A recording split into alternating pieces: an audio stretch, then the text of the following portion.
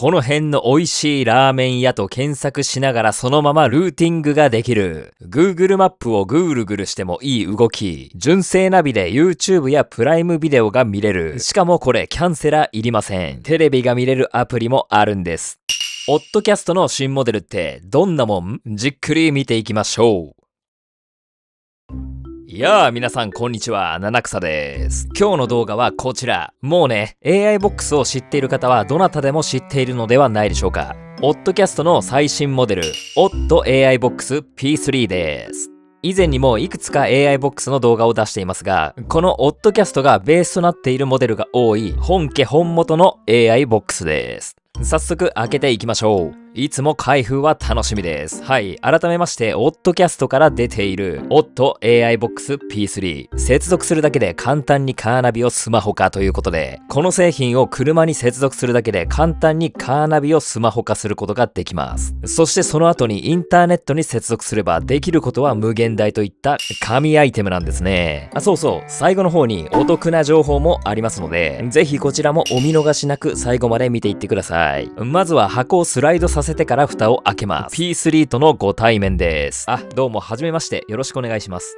今回の外見ですが非常にクールでかっこいいですね。取り出してみましょう。前モデルのピカソ2よりかは重量がありますね。まず見た目がピカソ2よりも明らかに高級感漂っております。電源は USB-C で、ポートは外側についています。その隣にはミニ HDMI の出力ポートがついています。なので外部モニターに接続すれば別のモニターにも映し出すことができます。電源 USB-C の左隣にはゴムの蓋がついておりまして、これを開けると上にマイクロ SD カード、下にナノ SIM カードのスロットがあります。ここですが、前回のピカソ2は SIM ピンでスロットを取り出してそこにマイクロ SD カードやナノ SIM カードを乗っけて差し込まないといけませんでしたが、これが SIM ピンを使わずに手でピッてめくるだけで抜き差しできるようになったのはいいポイントだと思います。横はこんな感じでシルバーでぐるーっと一周なっています。非常にクール。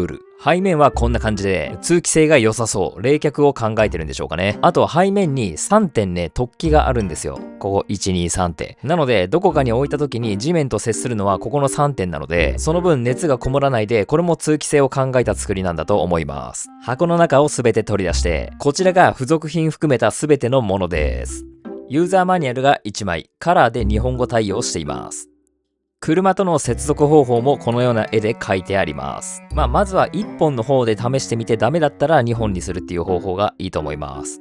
次、ケーブル類を見ていきましょう。まずこちらが電源供給用のケーブルですね。ケーブル1本だけでは電力が足りなかった時に使うケーブルです。ちなみにですが、アウトランダーは1本だけで使えます。次ですが、USB-C to USB-A のケーブルです。USB-C 側、つまり P3 に接続する側が L 字になっています。これはいいですね。長さはこれぐらい。30センチ弱ぐらいですかね。次、USB-C to USB-C のケーブルですね。こちらも本体に挿す側が L 字になっています。長さは先ほどと同じです。このケーブル L 字になって何がいいかと言いますと、今回の P3 は電源の USB-C ポートが側面についていますので、通常のストレートの USB-C ケーブルを挿すと、このように本体からだいぶはみ出ます。これは車の中で非常に置きづらいです。その分 L 字の USB-C ケーブルを挿すと、L 字になった分幅が縮まるんですよ。これはありがたいです。ただL 字って横に伸びますので、その隣にミニ HDMI ポートやマイクロ SD カード、ナノ SIM カードのスロットがあります。この両隣のポートを普段使わない方はどっち向きでもいいと思いますが、例えばミニ HDMI ポートを使いたい人はここにケーブルを挿しますので、L 字は左側に向いた方が挿しやすいです。右側に向いてると、挿せないことはないんですが挿しにくいです。逆にマイクロ SD カードやナノ SIM をよく使う方は左向きに挿すと、今度はこっちが挿しにくくなります。なので、それぞれご自身に合った向きで挿すのがいいと思います。この L 字、とてもいい。そして恒例のフィルム剥がしいきましょう。この瞬間が相変わらず好きです。ペロン。めっちゃ綺麗。スマホの画面と同じように剥がしたらすぐ何かフィルム貼りたくなりますが、そういうのはないみたいですね。今回の P3 は本当に見た目がかっこいいですよね。外観がすごい変わりました。はい、ここで前回のモデルピカソ2と今回の P3 を比較してみましょう。はい、右がオッドキャストピカソ2です。これなんか右側汚いから拭けようと思いますが、これね、実は開封時からこの状態でした。表面を拭いてもこれ消えないんですよ。内側が汚れているんですが、これ外せないんで、この状態のまま使っていました。まあ多分爪とかで外せるんでしょうけど、分解していいものなのかもわかりませんでしたので、そのまま使ってました。厚みも結構違います。前回のピカソ2よりかは薄くなりましたね。で、先ほども言いましたが、マイクロ SD カードとナノ SIM カードのスロットがピカソ2では SIM ピンを挿さないと取り外しできませんでしたが、今回の P3 では直接挿すことができます。背面も全然違いますね。ピカソ2の電源は内側に挿していましたが、P3 は外側に挿します。このように見た目もポートの位置も変わったわけですが、当然性能も変わっております。どのように変わったかというと、Oddcast P3 は何が進化したということで、ここでは前回のモデルピカソ2と比較していきます。まず、Android OS が Android 10から12になりました。現在、AI Box は Android OS 13のものも出ていますが、今回の Oddcast P3 は Android 12です。これは開発段階での OS が Android 12だったからだと推測します。次ですが、RAM と ROM、メモリーとストレージですね。こちら、メモリが 4GB から 8GB に、ストレージが 64GB から 128GB になりました。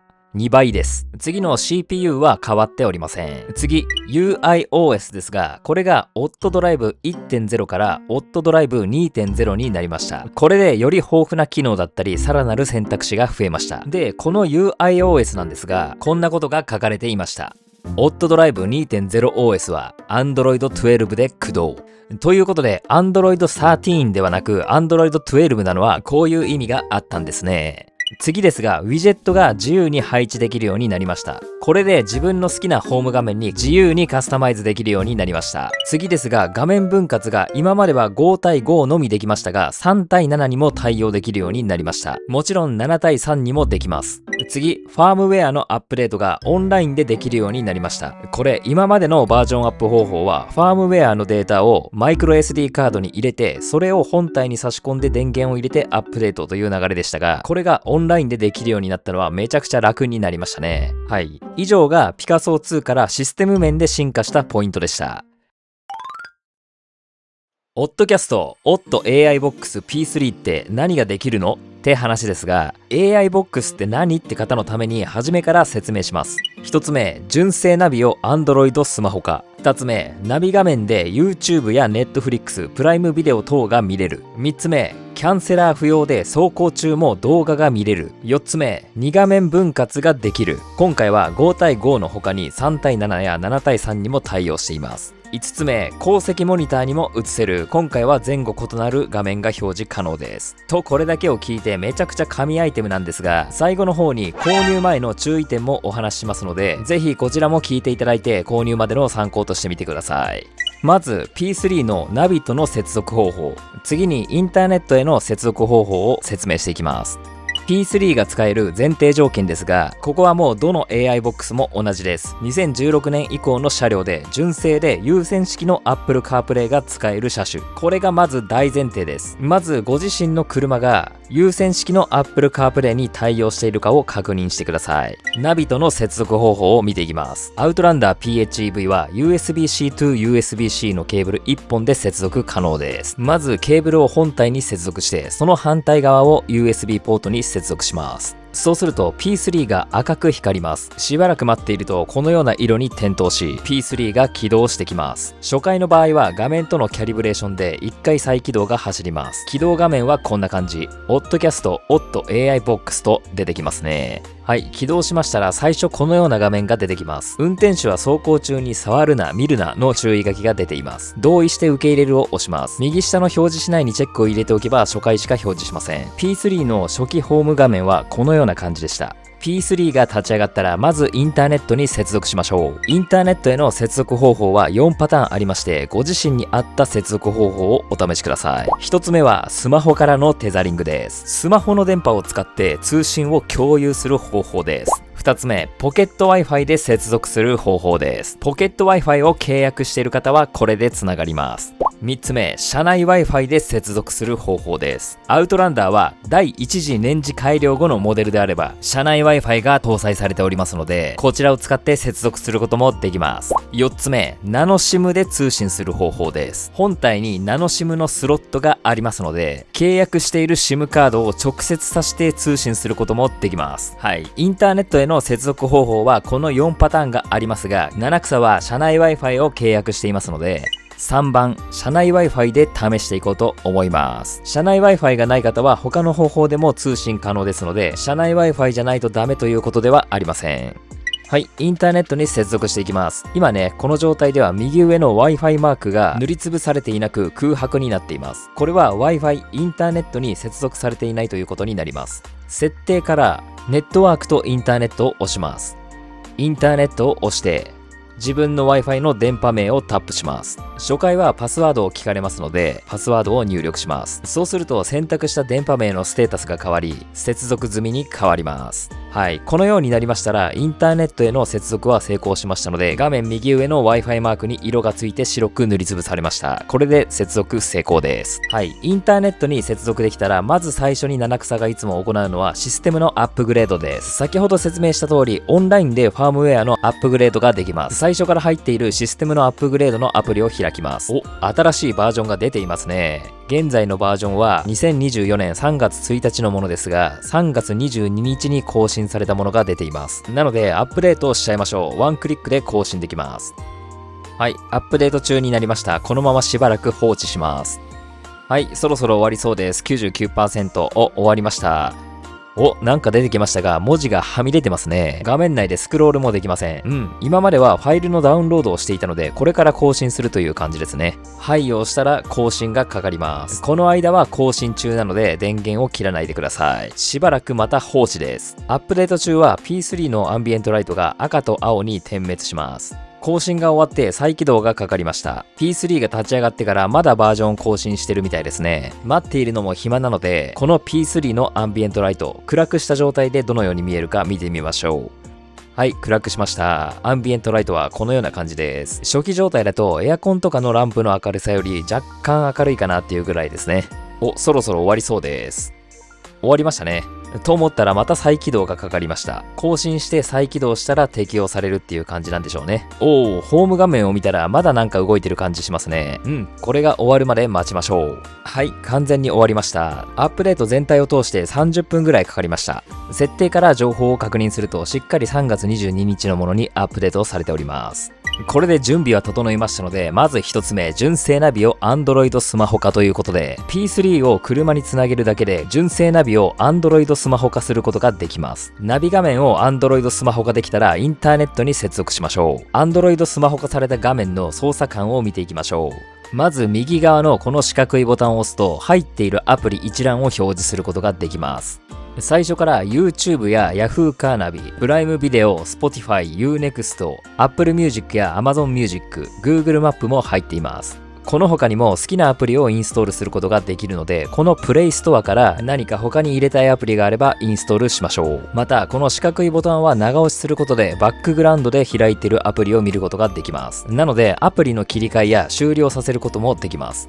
次、このゲージみたいなボタンは、インターネット速度や CPU、ストレージ、メモリーのハードの状態が見れたり、Wi-Fi、モバイルデータ、Bluetooth、GPS の情報も見れます。あとはキャッシュをクリアできたり、鉱石モニターを使う人は、前後で異なる画面を出力することもできます。次、この矢印は戻るボタンです。戻るボタン長押しで2画面分割もできます。家のマークはホーム画面に戻ります。次ですが、好きなホーム画面にカスタマイズできます。長押しでウィジェットを隣に移動できたり、好きなアプリを好きな位置に動かしたり、これ今何も考えずに適当に動かしていますが、自由に配置変更が可能です。好きなウィジェットも追加できるということで、何もないところで長押しすると、ウィジェットを追加というボタンが出てきます。例えば、ここから Google を選んで、この検索窓のウィジェットを長押しして、ホーム画面に引っ張ると、これをそのままホーム画面に配置できるということができます。音声検索にも対応していますので、好きなことを検索できます。まるでスマホのようですね。次、地図アプリ見ていきます。地図アプリも好きなアプリをインストールできます。音声検索も対応しています。はい、まずは Google マップですが、動きがとても滑らかです。スマホのようにピンチイン、ピンチアウトはできません。なので、ズームしたいときは2回タップのトントン。ズームアウトは2回タップ後に指を上に持っていくトントン数でできます。そのまま指を下げるとまたズームもできます。次、Yahoo カーナビで見ていきます。Yahoo カーナビは右下のプラスマイナスでもズームアウトができます。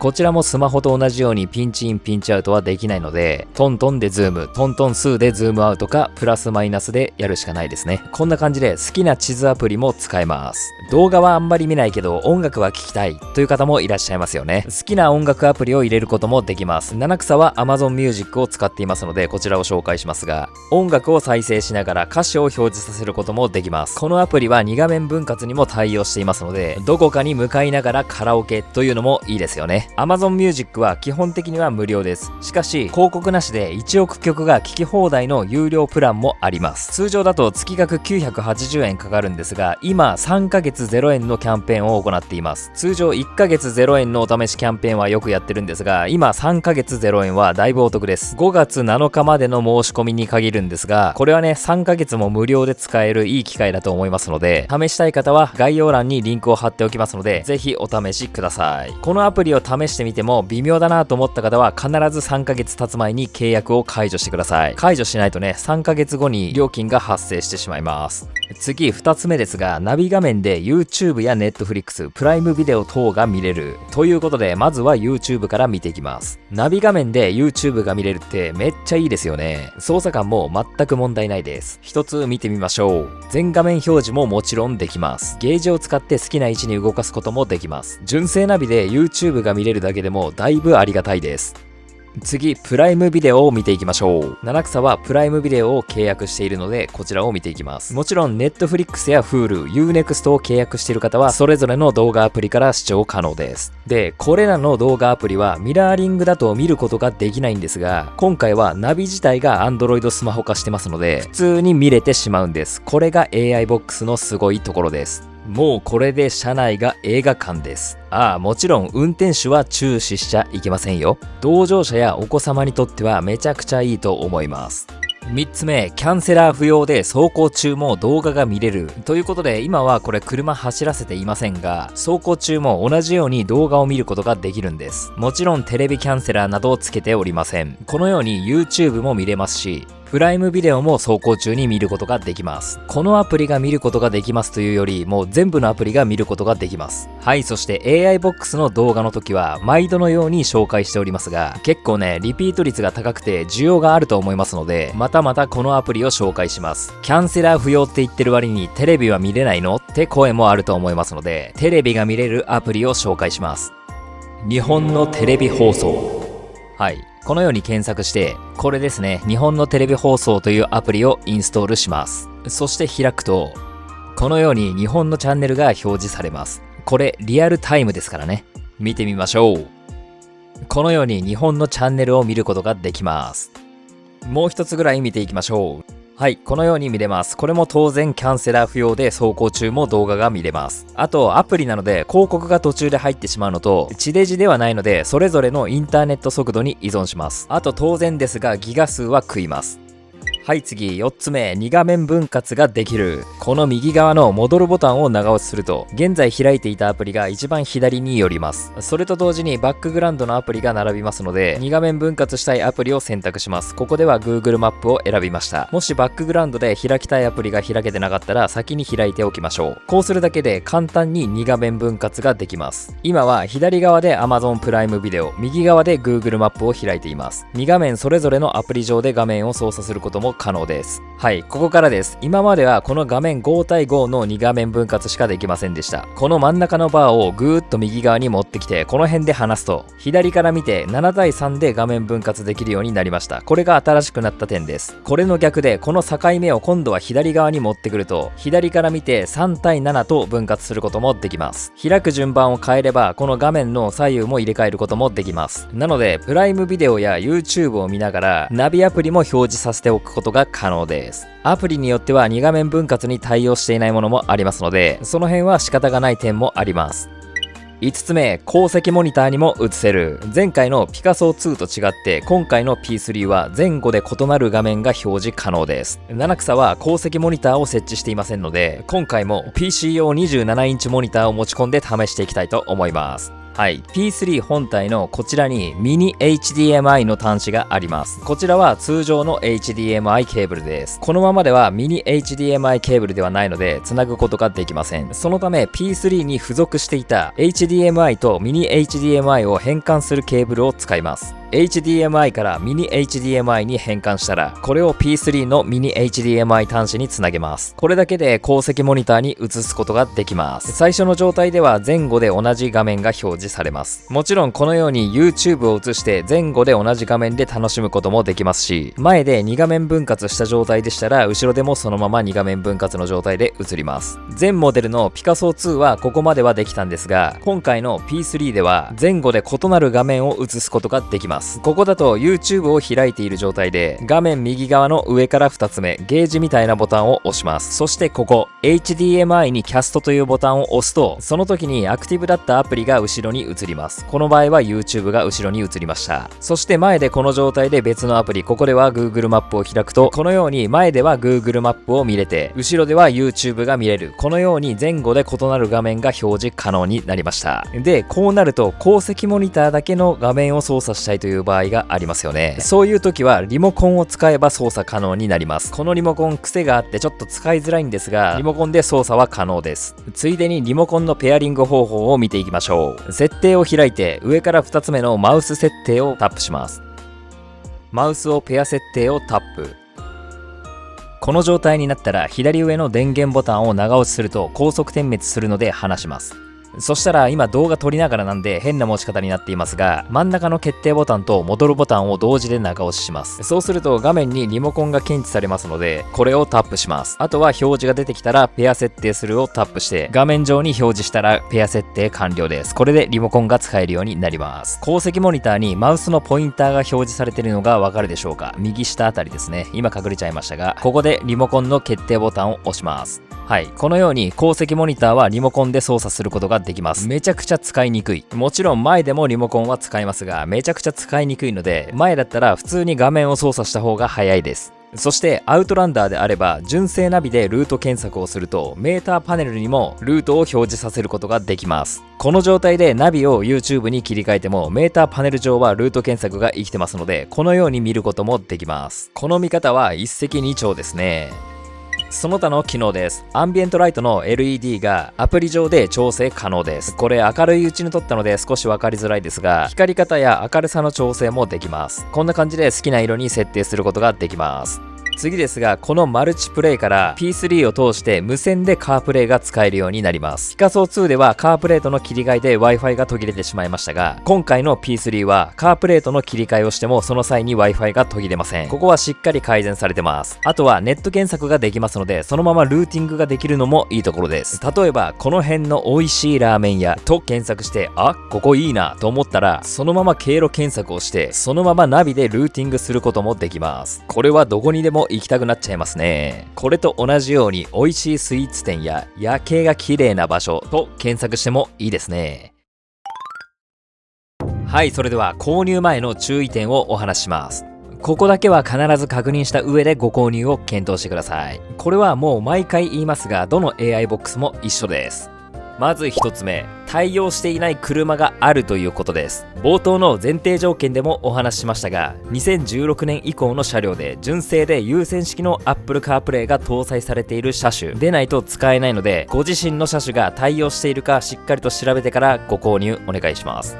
2つ目です。USB でつなぐだけでは使えないということです。よく AI ボックスの説明では、車に USB でつなぐだけで使えますと説明されている方を見かけますが、インターネットの知識がない方は鵜呑みにしてしまうと思います。正しくは車に USB でつないで、その後インターネットに接続することで使えるようになるので、それぞれご自身でインターネット環境を整えることが必要です。よくわからない方は一旦戻ってこの動画のインターネットへの接続方法をご確認ください。ああとこの動画で話した Amazon プライムビデオや Netflix が見れるということに関しましては、それぞれの動画サービスで契約をしないと見れません。これらは有料の動画サービスなので、 USB を車につないでインターネットに接続したらいざ見れるというものではないのでご承知おきください。 YouTube はもちろん見れます。3つ目、タッチパネル対応ナビ向けということです。つまりタッチパネルに対応しているナビでないと使いにくいということです。使えないというわけではなく、使いにくいということです。例えばナビにタッチパネル機能がないマツダ車とかです。ナビを Android スマホ化したのに、ナビ画面をスマホのように操作できないということです。じゃあマツダ車のようにタッチパネル非対応のナビの車は使えないのかといったら、そういうわけでもございません。そのような方は別途専用リモコンを買うことで使うことができます。また後部座席から操作をしたいという方はリモコンがあってもいいですね。普通に運転席からリモコンを使う場合は使いにくいので、普通に操作した方が早いです。はい、それではお得な情報です。この動画の視聴者の方限定のクーポンがあります。こちら、オッドキャスト公式のページです。まずはこのページのリンクを概要欄に貼っておきますので、公式ページに飛んでください。こちら現在、春休み応援セールということで、定価より 20% オフになっています。この 20% オフでも安いんですが、さらに無料特典として、HDMI ケーブルとこの動画で使用していたリモコン、さらにシガーソケットに挿す USB の充電器、これがついてきます。今説明したのは一番上で、他にも車載加湿器がついているものやカップ型ワイヤレス充電器がついているものもありますが、こちらは別途料金がかかります。なので P3 だけを欲しい方は一番上の P3 本体プラス無料特典がお得だと思います。さらにここからです。購入画面に進むと、この右側にクーポンコードを入力する欄があります。ここに ST3000 と入力してください。ST303 つです。これで適用を押すと 20% オフの価格からさらに3000円引かれます。追撃の3000円オフクーポンなので、ぜひ使ってください。はい。ということで、今回は、オッドキャストの新モデル P3 を見てきました。これ本当にめちゃくちゃ神アイテムなんで、もう七草は手放せません。なんといっても、本体はこのサイズ。施工するわけではないので、レンタカーやご家族や友達の車にだって持ち運ぶだけで簡単接続で使えます。もちろんご自身の車の乗り換えにだって対応できます。この製品が気になった方は、概要欄にリンクを貼っておきますので、ぜひチェックしてみてください。今回は、オッドキャスト公式の提供でお送りいたしました。よろしければこの動画の評価とチャンネル登録よろしくお願いします。それじゃあ今日はこの辺で。See you again!